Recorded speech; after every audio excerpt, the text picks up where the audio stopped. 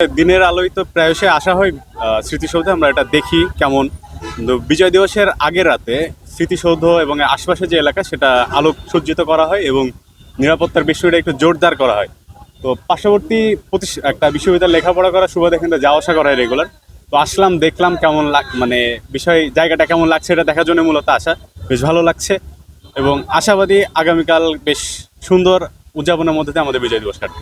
আসলে বিশেষ কোনো কারণে আসিনি, মানে এসেছিলাম হচ্ছে গিয়ে যদি কোনোভাবে একটু দেখা যায় যে বিজয়স্তম্ভগুলোকে, এবং এসে যা দেখতে পাচ্ছি যে আইন শৃঙ্খলা বাহিনীর খুবই ভালো তৎপরতা রয়েছে এবং আশেপাশের আলোকসজ্জা আসলেই বিজয় দিবসকে আরও আমেজে পূর্ণ করতেছে। খুবই ভালো লাগতেছে আসলে দেখে, এবং আগামীকালকে দেখার জন্য খুবই এক্সাইটেড।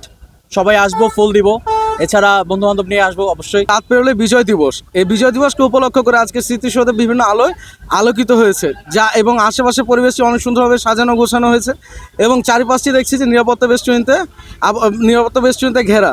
তাই আজকের রাতটি আমার কাছে স্মৃতিসৌধ ভালো লাগতেছে।